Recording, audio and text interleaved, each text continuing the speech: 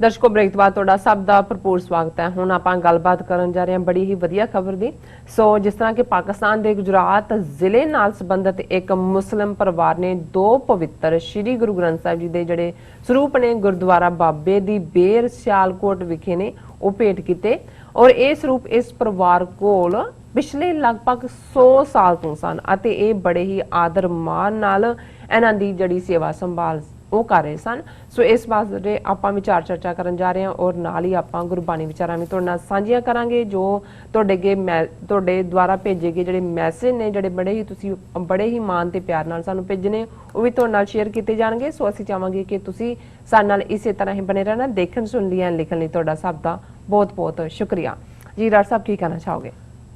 देखो हालां जदों असीं खबरां वल देखदे हैं बहुत वार दुख भरियां खबरां ही हुंदियां ने, चैलेंजिस वालियां खबरां हुंदियां, लेकिन इस सारे दे विच खास तौर ते जिहड़ा इन्हां पिछले 3-4 दहाकियां च आम करके और पिछले कुछ वरियां च खास तौर ते सिखां और मुसलमानां दे विच और खास तौर ते साडे पाकिस्तानी भैणां भरावां नाल जिहड़ी सिख कौम दी गलवकड़ी है वो होर भी पीढ़ी हुई है, सांझां वधियां ने, आपस दे विच एक दूसरे नूं समझण, एक दूसरे दियां भावनावां जज्बियां दा ध्यान करन और एक दूसरे दे नाल जिहड़े इतिहासक वाकिया बेशक वो दुखदाई घटनावां भी ने 47 दे दौर दियां उन्हां नूं भी एक ठीक परसपैक्टिव दे विच देखण दा रुझान बड़ा ही हाँ पक्की है और उहदे च ज़ाहिर है कि पाकिस्तानी अवाम दे विच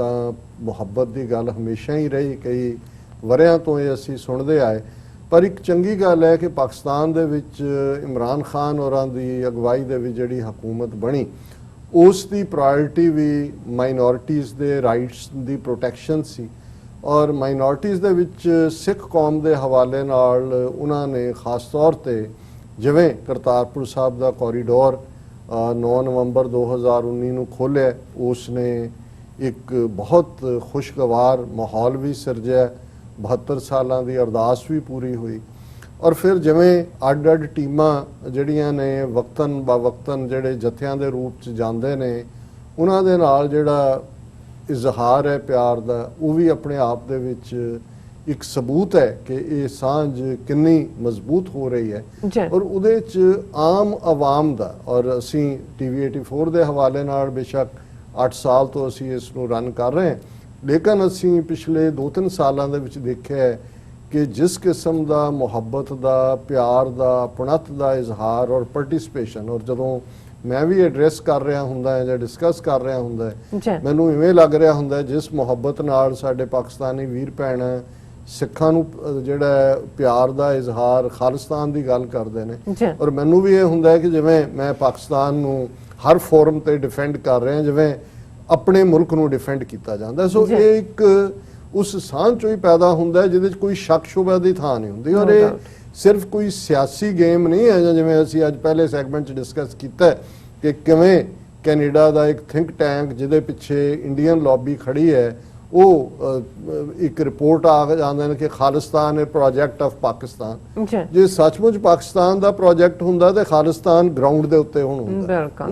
ये ठीक है कि बड़ा वक्त लगा है जदों अज असीं होप करदे हैं कि पाकिस्तान इनू एक प्रोजेक्ट बनाए कि जे असीं खालिस्तान लिबरेट करवाउण लई सिखां दी डिप्लोमैटिक लैवल ते पोलिटिकल लैवल ते हर लैवल ते थ्रू ऑल मीनस पॉसिबल हैल्प कर रहे हैं खालिस्तान विद इन 24 आवर्स जिहड़ा जिहड़ा उस ते असीं निशाने दे नेड़े पहुंच सकते हैं। लेकिन एक वखरा विषय मैं जिस करके इस सैगमेंट च इस खबर नूं चुनिया न्यूज़ 24 असीं उन्हां नूं सिख 24 ये न्यूज़ रेगुलर है जिहड़े हर पासियों जिहड़ी पंथक खबर हुंदी है पिक करदे ने और उन्हां दी ये खबर है Muslim family रिस्पैक्टफुली gives 100-year-old Guru Granth Sahib स्वरूप्स to historical gurdwara इन पाकिस्तान। दर्शक स्क्रीन दे उत्ते पिक्चर्स देख सकते हैं कि ये किवें और ये लाहौर दी डेट लाइन नाल खबर है ये Muslim family which was taking care of around 100 years old 2 holy swarups of Guru Granth Sahib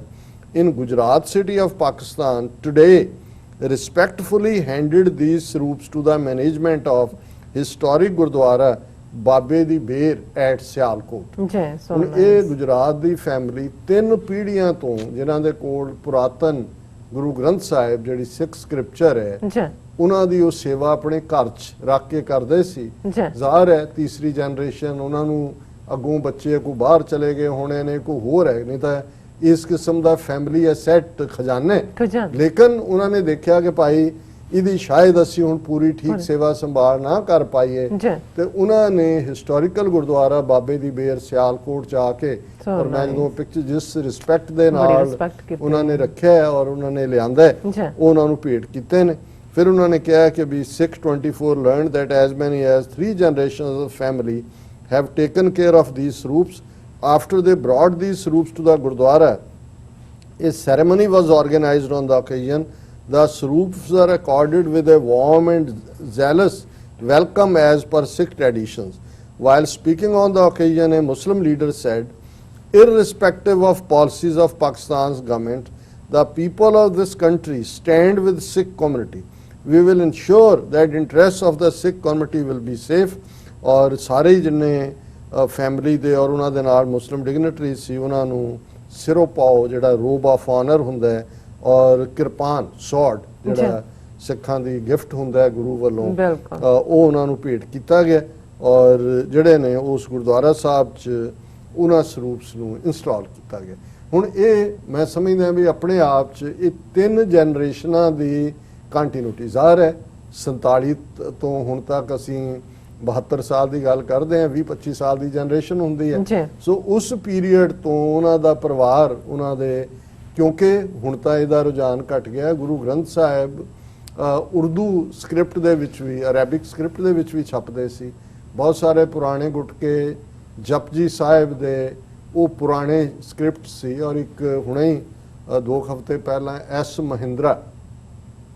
Mahinder Singh Sardar Mahinder Singh ਨਾਂ ਸੀ, ਬਹੁਤ ਜ਼ਬਰਦਸਤ ਮਿਊਜ਼ੀਸ਼ੀਅਨ ਸਨ, ਉਹ ਮਿਊਜ਼ਿਕ ਡਾਇਰੈਕਟਰ ਔਰ ਉਹਦੇ 'ਚ ਬੰਬੇ ਫਿਲਮ ਇੰਡਸਟਰੀ 'ਚ ਕੁਛ ਫਿਲਮਾਂ ਦਾ ਮਿਊਜ਼ਿਕ ਜਿਵੇਂ ਸ਼ੀਰੀ ਫਰਿਆਦ ਉਹਨਾਂ ਨੇ ਦਿੱਤਾ ਸੀ ਜਿਹਦੇ 'ਚ ਮਧੂਬਾਲਾ ਦਾ ਬੜਾ ਇੱਕ ਕਲਾਸਿਕ ਰੋਲ ਸੀ।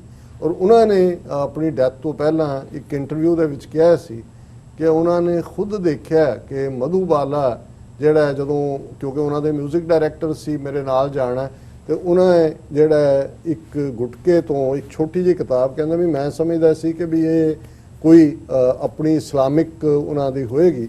ਇੱਕ ਵਾਰ ਉਹ ਮੈਨੂੰ ਛੱਡ ਕੇ ਉੱਥੇ ਕਾਰ 'ਚ ਮੈਂ ਸੀ, ਮੈਨੂੰ ਕਹਿੰਦਾ ਵੀ ਉਸਤਾਦ ਜੀ ਉਹ ਕਰ ਰਹੇ ਸੀ ਉੱਥੇ, ਉਹਨਾਂ ਨੂੰ ਕੋਈ ਮਿਲਣ ਆਇਆ ਕਿ ਉਸਤਾਦ ਜੀ ਜ਼ਰਾ ਇਹਦਾ ਤਾਂ ਕਹਿੰਦਾ ਵੀ ਮੈਂ ਵੈਸੇ ਜੇ ਉਹ ਪਰਸ 'ਚ ਰੱਖਦੀ ਤਾਂ ਮੈਂ ਨਹੀਂ ਸੀ ਦੇਖਣਾ, ਮੈਂ ਕੁਦਰਤੀ ਦੇਖਿਆ ਤੇ ਉਹ ਜਪਜੀ ਸਾਹਿਬ ਦਾ ਗੁਟਕਾ ਸੀ।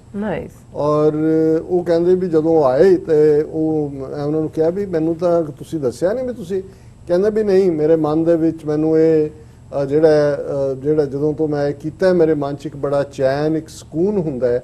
ਔਰ ਫਿਰ ਕਹਿੰਦੇ ਵੀ ਉਹਨੇ ਇੱਕ ਗੱਲ ਹੋਰ ਦੱਸੀ, ਮੈਂ ਉਹਨਾਂ ਨੂੰ ਐਸ ਸੁਰਿੰਦਰ ਨੂੰ ਹੀ ਕੋਟ ਕਰ ਰਿਹਾ ਕਿ ਉਹਨਾਂ ਨੇ ਕਿਹਾ ਵੀ ਮੈਂ ਜਦੋਂ ਵੀ ਕਿਸੇ ਫਿਲਮ ਪ੍ਰੋਡਿਊਸਰ ਦੇ ਨਾਲ ਕੰਟਰੈਕਟ ਸਾਈਨ ਕਰਦੀ ਹਾਂ ਮੈਂ ਇਸ ਗੱਲ ਨੂੰ ਯਕੀਨੀ ਬਣਾਉਂਦੀ ਹਾਂ ਕਿ ਜਦੋਂ ਗੁਰੂ ਨਾਨਕ ਸਾਹਿਬ ਦਾ ਗੁਰਪੁਰਬ ਹੋਏਗਾ ਉਦੋਂ ਮੈਂ ਬੰਬੇ 'ਚ ਇੱਕ ਪੁਰਾਣਾ ਗੁਰਦੁਆਰਾ ਅੰਧੇਰੀ ਉਸ ਥਾਂ ਦੇ ਉੱਤੇ ਕਿ ਮੈਂ ਉੱਥੇ ਜਾਣਾ ਇਸ ਲਈ ਮੈਂ ਉਹਨਾਂ ਦਿਨਾਂ 'ਚ ਕੋਈ ਸ਼ੂਟਿੰਗ ਨਹੀਂ ਕਰਨੀ।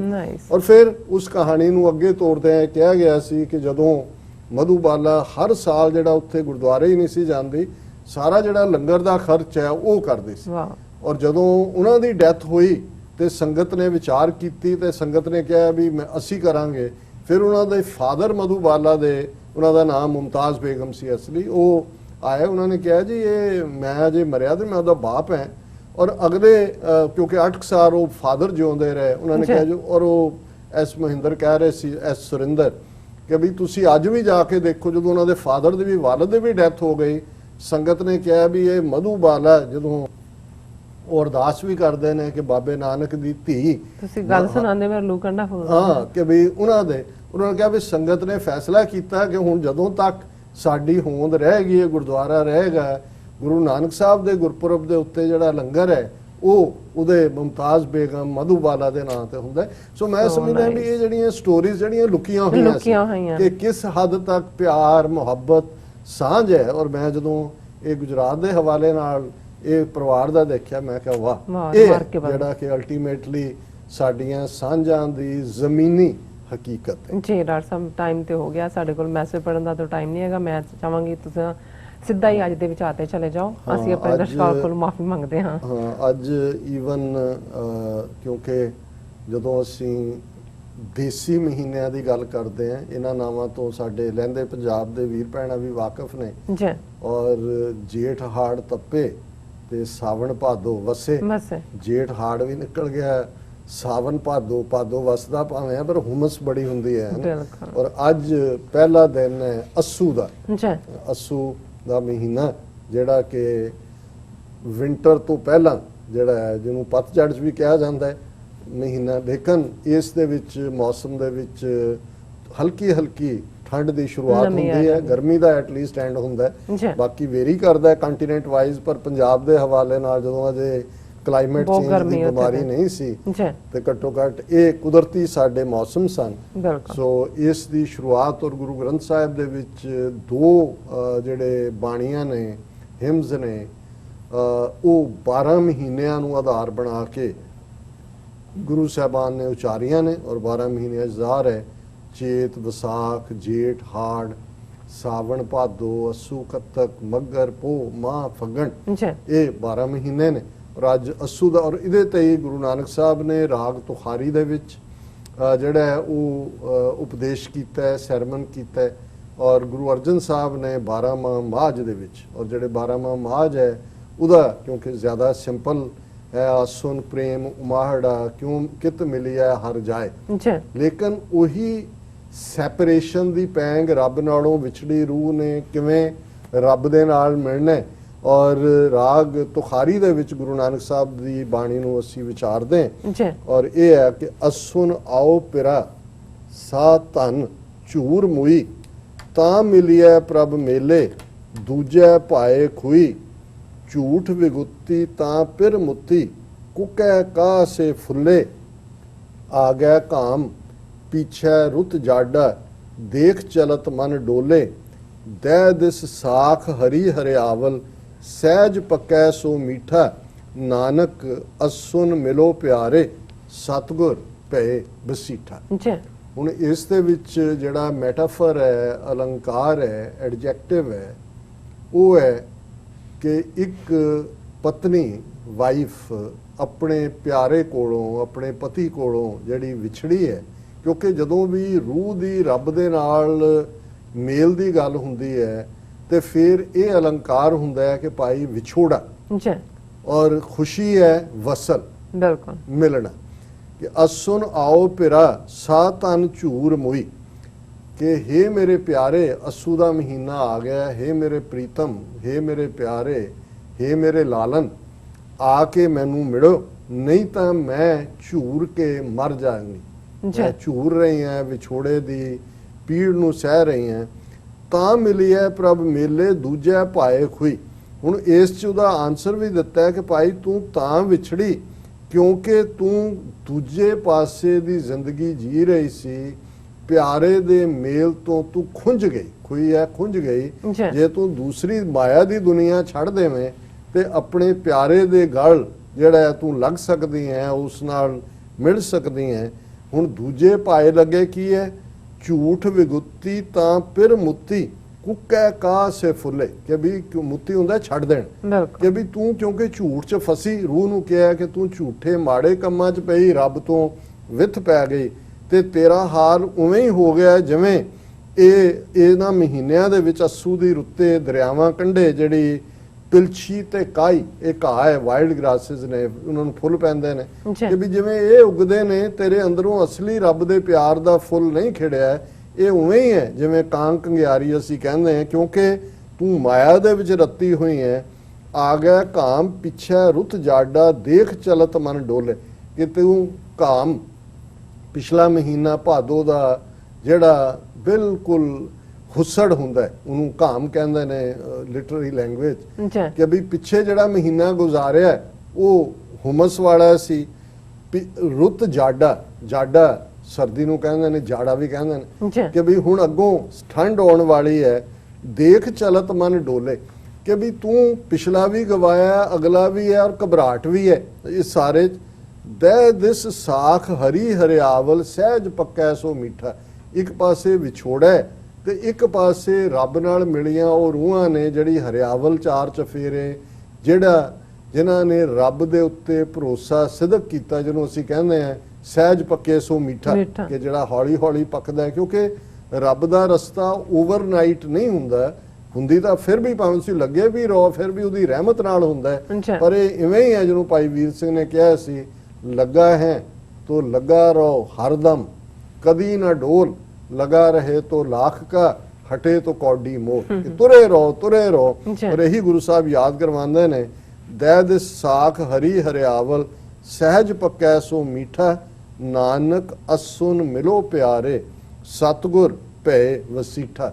ਕਿ ਜੇ ਲੱਗੇ ਰਹੋਗੇ, ਵਸੀਠ ਹੁੰਦਾ ਵਿਚੋਲਾ, ਤੇ ਫਿਰ ਸਤਿਗੁਰੂ ਵਿਚੋਲੇ ਨੇ, ਕਿ ਗੁਰੂ ਦੀ ਯਾਦ ਦੇ ਨਾਲ ਤੁਸੀਂ ਰੱਬ ਤੱਕ ਜਿਹੜਾ ਉਹ ਤੁਹਾਡੀ ਰਸਵਾਈ ਹੁੰਦੀ ਹੈ। ਇਹ ਇਸ ਮਹੀਨੇ ਦਾ ਗੁਰੂ ਸਾਹਿਬ ਨੇ ਕੁੱਲ ਇਨਸਾਨੀਅਤ ਦੇ ਲਈ ਜਿਹੜਾ ਉਹ ਉਪਦੇਸ਼ ਦਿੱਤਾ ਹੈ, ਸੁਨੇਹਾ ਦਿੱਤਾ ਹੈ। ਜੀ ਡਾਕਟਰ ਸਾਹਿਬ, ਤੁਹਾਡਾ ਬਹੁਤ ਬਹੁਤ ਸ਼ੁਕਰੀਆ। ਅੱਜ ਦੇ ਤੁਸੀਂ ਅਹਿਮ ਇਸ਼ੂ ਤੇ ਅੱਜ ਦਾ ਵਿਚਾਰ ਸਾਡੇ ਦਰਸ਼ਕਾਂ ਨਾਲ ਸਾਂਝਾ ਕੀਤਾ। ਸੋ ਅਸੀਂ ਆਪਣੇ ਵਿਊਅਰਸ ਕੋਲ ਲੈਣੇ ਇਜਾਜ਼ਤ। ਵਿਊਅਰਸ, ਸਾਡੇ ਪ੍ਰੋਗਰਾਮ ਦਾ ਸਮਾਂ ਇੱਥੇ ਸਮਾਪਤ ਹੁੰਦਾ। ਤੁਸੀਂ ਆਪਣੀ ਰਾਏ ਤੇ ਸੁਝਾਅ ਸਾਨੂੰ ਭੇਜਣਾ ਭੁੱਲਣਾ ਸਾਡੇ ਇਸ ਪਤੇ ਤੇ sos@tv84.tv ਤੇ ਅਸੀਂ ਆਪਣਾ ਪ੍ਰੋਗਰਾਮ ਲੈ ਕੇ ਫਿਰ ਦੁਬਾਰਾ ਤੁਹਾਡੇ ਸਨਮੁਖ ਹੋਵਾਂਗੇ। ਤਦ ਤੱਕ ਲਈ ਮੈਨੂੰ ਤੇ ਆਪਣਾ ਸੁਣਾ ਗਿਆ ਦਿਓ। ਦੇਖਦੀ ਰਹੋ TV84। ਬੁਲਾ ਦਿਓ ਫਤਿਹ। ਵਾਹਿਗੁਰੂ ਜੀ ਕਾ ਖਾਲਸਾ, ਵਾਹਿਗੁਰੂ ਜੀ ਕੀ ਫਤਿਹ।